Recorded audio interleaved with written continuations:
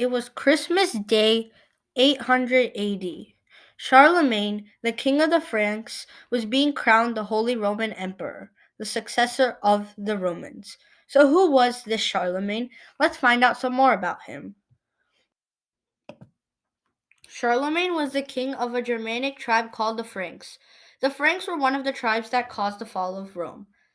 After the fall of Rome, all the Germanic tribes split up the land of Europe, as you can see here.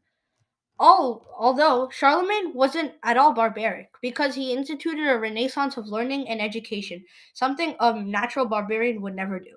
Half of the Franks weren't even literate before he came along. So, after this, Charlemagne decided to crown himself as the successor of the Romans by crowning himself as the Holy Roman Emperor. The coronation happened on Christmas Day 880. Think of this as a really, really, really, really good Christmas gift. And he made the occasion on Christmas to make it all the more auspicious.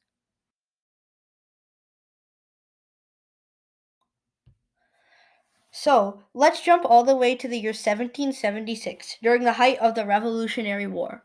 President George Washington, or as we should say now, Continental Commander George Washington, was having a hard time in the early stage of the Revolutionary War.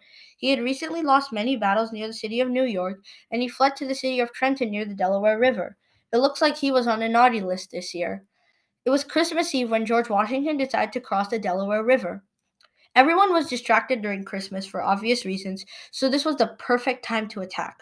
George Washington and his army jumped the British camp and totally decimated the army. Well, you could say this was a Christmas miracle.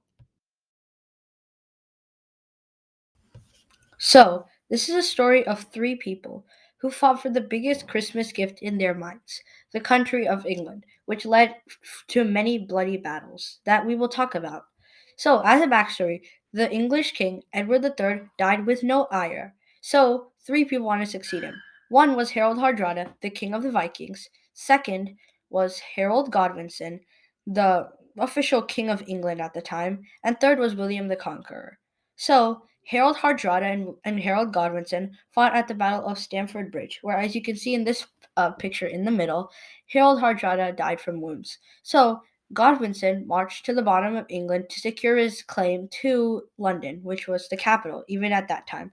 But William the Conqueror, the King of Normandy, was waiting for him there, and they fought in the Battle of Hastings, which actually had a lot of effects on the world, even in the English language, as French from Normandy and English from Godwinson both merged together. So, as you can see in this photo, William the Conqueror won as Harold Hardrada in the middle is shot by an arrow in the eye, which is a very famous scene in history. So, as in Christmas Day, as he was crowned just like Charlemagne, William the Conqueror received his very grand Christmas gift. So let's jump all the way to the year 1968, where many people needed a Christmas miracle, as the Cold War was being fought between the US and the USSR. It was a very stressful time, as many people thought that if the USSR reached the moon first or got anywhere close to the moon, they would nuke the US. So, but luckily, Apollo 8 was right up the sleeve. Apollo 8 was the first manned mission to orbit a celestial object excluding the Earth, this being the moon. It was also the first manned mission to fly from the Kennedy Space Center, where most rockets are being launched today. At the time of the orbit on Christmas, the crew, led by astronaut Chuck McDivitt, read 10 lines from the book of Genesis, and at that time it was the most viewed television broadcast ever.